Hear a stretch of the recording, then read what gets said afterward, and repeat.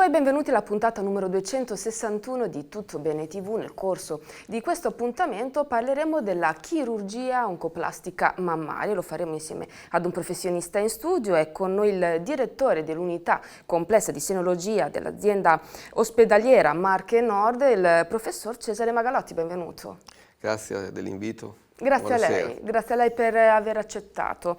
Allora, io partirei con dei numeri, professore. I numeri del cancro in Italia confermano che il carcinoma mammario è la neoplasia più diagnosticata nelle donne, in cui circa un tumore maligno ogni 3, quindi il 30% è un tumore mammario. Sì, purtroppo sì. Circa una donna ogni 3 donne che vedete al supermercato nella propria vita si ammalerà di tumore alla mammella. Per cui vediamo anche i numeri che stanno aumentando. L'anno scorso sono stati diagnosticati circa 50.000 nuovi tumori della mammella in Italia. Infatti proseguo con i numeri perché nel nostro paese sono state stimate esattamente circa 55.000 nuove diagnosi di carcinomi della mammella femminile nel 2020, insomma è la prima causa di morte. È ancora la prima causa di morte per la donna, parliamo di tumore. Sta aumentando un pochettino quello del polmone per le abitudini al tabacco delle ragazze, però ancora tuttora comunque è la prima causa di morte. E parliamo di mortalità, della diminuzione, perché dalla fine degli anni 90 si osserva una continua tendenza a questa diminuzione, meno 0,8% anno, attribuibile a cosa secondo lei? Alla diagnosi precoce. Fondamentale la diagnosi precoce. Il tumore alla mammella è fondamentale diagnosticare prima possibile il problema e cercare di mettere subito, iniziare le terapie adeguate al trattamento. Per cui anche con il fatto che è stato inventato questo screening mammario, è stato il primo inventato lo screening mammario, anche questo sicuramente ha favorito, prima sensibilizzato le donne e ha favorito comunque una diagnosi precoce del tumore alla mammella. E anche a favore dei progressi terapeutici? Assolutamente, assolutamente terapeutici, sia chirurgici, e questo tutto dobbiamo al professor Veronesi, e anche medici, perché poi le terapie sono cambiate, sono terapie sempre più mirate, chemioterapia sempre meno, terapie sempre più mirate e diagnosi precoce. L'insieme di queste cose porta sicuramente a un incremento notevole della sopravvivenza. Ed un aspetto da non sottovalutare è quello psicologico. Ovviamente dopo il tumore al seno la donna si trova ad essere colpita profondamente nella propria autostima. È così? È una cosa spaventosa, insomma, il tumore alla mammella è un problema tanto non solo della donna, ma è un problema sociale familiare, perché io ho visto famiglie distruggersi per il tumore della signora, per cui è un problema veramente importante. E per la donna è un problema, porta a squilibrio nella famiglia, sì, è un problema veramente che va a influire sull'equilibrio familiare, l'equilibrio psichico anche dei ragazzi, dei bambini, oltre che del marito, perché poi al di là dell'intervento chirurgico, la maggior parte delle donne, grazie a Dio, fa un intervento chirurgico, fa un trattamento radiante e una terapia ormonale che noi minimizziamo, ma anche questi poi sono trattamenti che creano vari problemi. Poche sono le donne che fanno la chemioterapia con tutti i disturbi della chemioterapia, però comunque questa patologia ha un'influenza sull'equilibrio familiare notevole, oltre su quello sociale, perché una donna che fa la chemioterapia per 6 mesi non sempre riesce ad andare a lavorare, per cui sicuramente anche a livello sociale è un problema che lo si sente, questo sì, però ricordiamoci sempre che la mammella è uno dei segni più importanti, cioè le caratteristiche più importanti del nostro corpo per la femminilità. Certo. Pertanto ci vuole un'attenzione molto particolare. Dico questo perché ho avuto la fortuna di formarmi, di crescere con il professor Veronesi, che mi ha inculcato bene e chiaramente questa cosa. Cioè, intanto la donna sappiamo che non è un numero, il tumore della mammella colpisce una persona e la parte estetica è importantissima. Cioè, io non posso pensare di guarire una donna devastandole il corpo, perché le farei più danno quasi che beneficio, per cui lui mi ha insegnato proprio bene che l'inizio della cura inizia con anche il risultato estetico, per cui non è una cosa superficiale, superflua. Se io penso fino a 20-30 anni fa, la chirurgia della mammella la facevano i chirurghi generali che oggi operavano una donna di tumore alla mammella, domani uno stomaco, dopodomani un colon, per cui era tutto un pochettino pressopochistico. Adesso, grazie alla testardaggine del professor Veronesi, si è iniziato a parlare di senologi, di senologia, per cui persone, specialisti, professionisti formati, ci tengo molto a questa cosa perché io sono Certo. cresciuto in questa visione, per cui persone formate a fare il senologo e dedicate a fare il senologo. Il paziente ha tanti modi per capire chi è un senologo o no, perché non è che uno perché fuori dalla porta ha scritto senologo o ha scritto senologia è un senologo, questo non è purtroppo così, l'Italia lo sappiamo com'è, per cui andiamo a mettere in evidenza cose magari che in questa televisione non ha senso, però mi raccomando, cioè il senologo è una persona che si è formata sotto la certificazione, la qualificazione di qualcuno e si dedica tutti i giorni esclusivamente solo a quello. E parliamo così della chirurgia mammaria che ha assunto nel corso degli anni un ruolo sempre più importante, ma che cos'è? Spieghiamolo ai telespettatori. Allora, voi pensate che fino agli anni 80 si parlava, per quanto riguardava il trattamento della patologia neoplastica mammaria, di mastectomia, cioè tutte le donne venivano sottoposte a intervento demolitivo dove si toglieva tutta la mammella, tutti i linfonodi e non si guardava in faccia a nessuno. Poi il professor Veronesi ha dimostrato con uno studio scientifico che la quadrantectomia, cioè togliere una parte di mammella contenente il tumore all'interno e tessuto sano vicino al tumore, dava la stessa sopravvivenza, trattato naturalmente con radioterapia e la terapia adeguata, dava la stessa sopravvivenza delle donne che venivano trattate con terapia chirurgica demolitiva. Pertanto si è iniziato a non togliere più tutta la mammella, ma solo la parte di mammella malata. Poi siamo arrivati alla biopsia del linfonodo sentinella per quanto riguarda il risparmio appunto del tessuto linfatico che è contenuto al di sotto del cavo ascellare e oggi si può parlare di chirurgia oncoplastica della mammella che è una chirurgia molto particolare dove le conoscenze oncologiche, i trattamenti oncologici chirurgici si fondono alla la plastica, cioè alla ricostruzione della mammella e per ricostruzione non intendo la ricostruzione con protesi, ma parlo di una ricostruzione della mammella utilizzando il tessuto mammario residuo sano che rimane dopo l'asportazione della parte malata. E la chirurgia oncoplastica della mammella si occupa così di ottenere la migliore radicalità sia oncologica insieme al miglior risultato estetico. Anzi, posso dire una cosa in più che mi garantisce una radicalità oncologica maggiore rispetto alla quadrantectomia classica, perché siccome io rimodello la mammella, per cui gli do una nuova forma alla mammella, posso anche togliere un po' di tessuto in più, stare un po' più largo per avere una radicalità oncologica maggiore, perché tanto poi il risultato estetico lo riesco a ottenere col tessuto residuo rimodellando, dando una nuova forma. Ma per cui parliamo di una chirurgia che ha acquisito un valore importante, affiancando fin dall'inizio quella di asportazione del tumore. Sì, È assolutamente. così? Cioè, il chirurgo senologo deve avere le conoscenze sia di chirurgia demolitiva, ma anche di chirurgia ricostruttiva. Perché se io quando faccio un muro, cioè decido di fare un muro, buttando giù un muro, non è che è un muratore che mi butta giù il muro e il muratore che poi mi ricostruisce il muro. No, cioè il muratore deve saper demolire e ricostruire, è il suo lavoro. E il senologo deve saper demolire una mammella e ricostruire una mammella. Il senologo è formato per fare quello, è dedicato e fa esclusivamente tutti i giorni quello, per cui deve sapere fare tutto per quello che riguarda la mammella. Se non lo sa fare, lo va a imparare. Nessuno nasce imparato. Certo. Io faccio sempre l'esempio che se mio figlio domani vuol fare il falegname, non è che compro una trave e la pialla e lo metto a fare il falegname, lo manda a bottega a imparare a fare il falegname, per cui si va a bottega a imparare a fare il senologo. Insomma, questo è fondamentale. Questa chirurgia è una chirurgia molto molto particolare, non tanto in Italia pochi centri la fanno, e è una chirurgia che dà grosse soddisfazioni in quanto la paziente dopo un trattamento chirurgico si libera della parte neoplastica e ha un risultato estetico ottimale. Parliamo per cui, professor Magalotti, di una nuova disciplina che rappresenta un'innovazione, ma Assolutamente sì. quali le tecniche Allora, io di questo adesso faccio vedere qualche immagine che ho raccolto per dire negli ultimi mesi di pazienti operate in altra sede, sottoposte a quadrantectomia e come potete vedere ci sono delle incisioni che vanno dal capezzolo alla regione sovraclaviare con risultati estetici, secondo me, a mio avviso, pessimi. Oggi, nel 2021, queste cose io non accetto che si possono fare, sono ragazze giovani. Faccio vedere una foto di una ragazza di 37 anni sottoposta a quadrantectomia dove la mammella è un quarto, un quinto rispetto alla mammella controlaterale. Queste cose qui, secondo me, non si devono vedere più. Vabbè, 30 anni fa erano accettabili, 20 anni fa erano accettabili, oggi non sono più accettabili.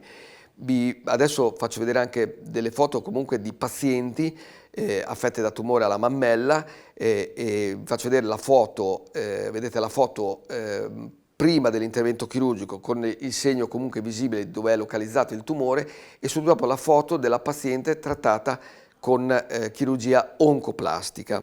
Quali sono le considerazioni delle pazienti? Pazienti che devono essere comunque consapevoli di andare incontro ad un simile percorso. Le pazienti sono contentissime dopo questa chirurgia molto particolare, in quanto ti vengono a dire che la loro amica va al mare col costume dopo aver subito una quadrantectomia e deve mettere un po' di cotone idrofilo o un po' di spugna nella parte di mammella mancante, mentre loro possono far vedere il loro seno coperto dal reggiseno e a volte anche senza reggiseno e sono ben contente di farlo vedere, sono ben fiere di aver fatto un intervento chirurgico e che questo intervento chirurgico non ha lasciato nessun segno sul loro corpo. Le è capitato di pazienti che si chiedono se sia giusto pensare ad una chirurgia mammaria quando si ha un tumore, come se questa chirurgia fosse un elemento secondario, non rilevante? Assolutamente sì, mi capita spesso e io continuo a dire comunque che devono fidarsi di me che faccio questo lavoro da tanti anni, che in quel momento lì della diagnosi appena accertata si rivolgono al chirurgo perché devono subire un intervento chirurgico, il loro pensiero naturalmente è sempre quello oncologico e le capisco perfettamente, ma devono fidarsi perché poi diventa molto importante la parte estetica e se non si affidano e fidano poi se ne pentono un giorno. Per cui è fondamentale che si instauri questo rapporto di fiducia tra chirurgo e la paziente dico, lei signora deve fidarsi, se non si fida cerchi un altro professionista, però si fidi e si affidi perché lei non facendo il medico non può capire certe cose. Io cerco di spiegarlo facendo vedere delle immagini, facendo anche dei disegnetti in modo che la paziente si renda conto un attimo. Però capisco la paziente che ha avuto una diagnosi di tumore alla mammella ha altro da pensare rispetto alla parte estetica. Esatto. Ma io che sono lo specialista e il professionista so benissimo che questa paziente guarirà e voglio che abbia un risultato estetico ottimale, perché questo risultato estetico ottimale intanto è l'inizio della cura, perché psicologicamente affronta la cura sicuramente con uno spirito diverso e poi perché so che sicuramente è meno alterante nell'equilibrio familiare e sociale.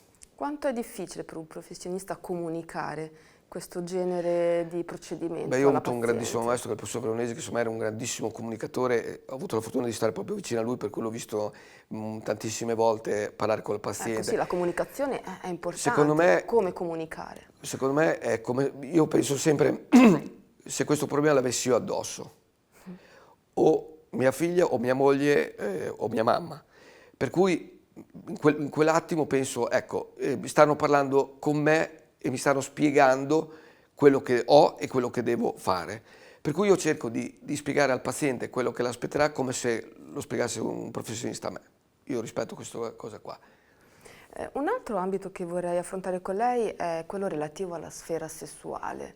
Le pazienti hanno difficoltà, una volta riscontrato il tumore al seno, a proporsi al proprio partner. Assolutamente sì.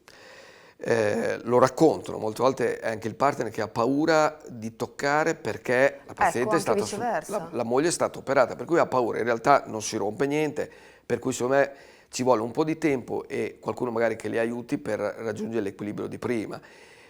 Sicuramente gli interventi demolitivi hanno portato a situazioni molto particolari, oggi siamo molto meno demolitivi, per cui sicuramente il disagio in questo senso è minore, però queste pazienti comunque vengono poi trattate con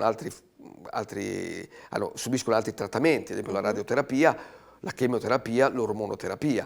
Una signora che per 5 anni fa l'ormonoterapia, una ragazza di 30 anni che giovedì prossimo devo operare una donna, no scusi, domani opero una donna del 90, una ragazza 90 che si sposa a metà ottobre. Giovanissima. Giovanissima. Questa ragazza qui sono sicuro che dovrà fare, spero non la chemioterapia, ma la terapia ormonale come minimo di 5 anni di menopausa forzata.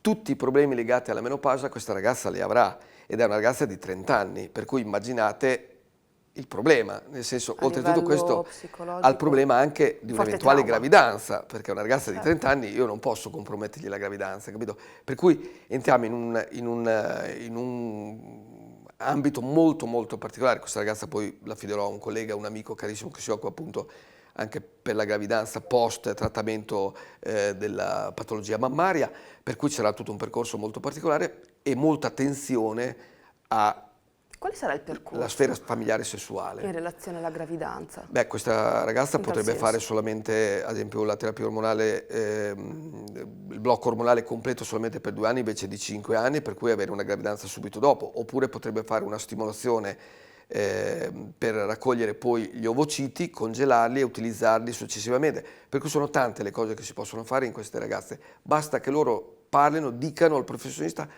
quali sono le loro intenzioni. Io lo chiedo abitualmente, però molte volte direi che loro mi dicessero, esporessero il loro problema, perché poi affrontarlo tutti insieme, naturalmente col ginecologo, con le persone competenti nel gruppo multidisciplinare, si risolve poi un eventuale problema dopo irrisolvibile, per cui è molto importante. Oggi abbiamo la possibilità di fare tante cose, di risolvere tanti problemi, basta saperli. Forse c'è vergogna da parte di una paziente C'è di vergogna, esporsi in tal senso.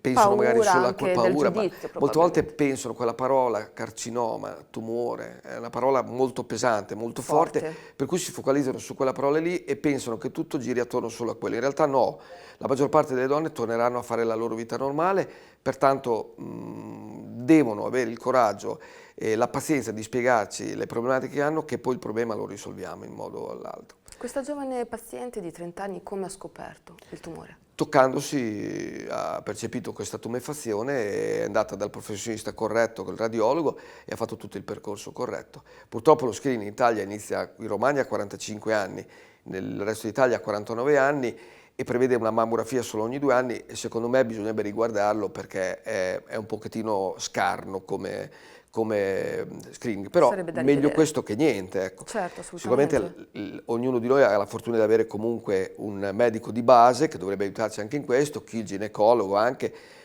per seguire il paziente anche davanti al discorso tumore della mammella, perché purtroppo lo vediamo tutti i giorni che l'età si sta abbassando notevolmente, per cui la diagnosi precoce è fondamentale. E quanto alla chirurgia oncoplastica mammaria, mi Sì. corregga se sbaglio, professore, è considerata parte integrante del percorso di cura, tanto da venire previsto e rimborsato dal Servizio Sanitario Assolutamente Nazionale? sì, fa parte del trattamento chirurgico normale, lo Stato non ha nessun problema, lo riconosce come trattamento, non c'è proprio nessun problema su questo discorso qua. Ed ottobre, ci troviamo nel mese di ottobre, è un mese importante, il mese internazionale della prevenzione del tumore al seno. Ogni 10 minuti ad una donna viene diagnosticato un cancro al seno, ecco perché è così importante lavorare proprio sulla prevenzione. Assolutamente. Puntualizzo 2 cose. Certo. Ricordo che il 13 di ottobre è anche la giornata per la malattia metastatica da tumore della mammella e ricordiamoci che il tumore al seno, come abbiamo già parlato nella trasmissione scorsa, colpisce anche l'uomo, per cui non Esatto, è parliamo importante solamente di tumore ricordarlo. della mammella femminile ma anche maschile. I numeri sono molto inferiori, vengono diagnosticati circa 500 tumori all'anno maschili in Italia rispetto a 50.000, per cui stiamo parlando di numeri molto inferiori, però comunque è un problema, anche questo in crescita, si sta abbassando l'età, per cui ricordiamoci di coinvolgere anche gli ometti per quanto riguarda il tumore alla mammella, perché ancora oggi mi sento dire non sapevo che il tumore alla mammella colpisce anche l'uomo, E della invece, persona comune. Invece no, deve passare anche questo messaggio, fate attenzione, diagnosi precoce anche nel tumore della mammella maschile. La diagnosi precoce naturalmente non essendoci lo screening è legato alla palpazione, però conoscendo, sapendo che anche l'uomo può essere colpito da tumore alla mammella, magari anche noi uomini facciamo un po' più attenzione a questa cosa qua. Per cui ottobre, mese della prevenzione del tumore della mammella maschile e femminile. siamo quasi giunti al termine di questa interessante puntata. Le chiedo un messaggio da rivolgere alle donne in ascolto, agli uomini abbiamo rivolto un appello importante e alle pazienti oncologiche. Allora, pazienti oncologiche prima di tutto devono avere fiducia, oggi si può guarire il tumore alla mammella, lo sappiamo, lo vedete tutti i giorni, per cui dovete avere fiducia negli specialisti e nei professionisti perché sicuramente sono tutti bravi, a vostra disposizione, abbiate fiducia e affidatevi, questo è fondamentale.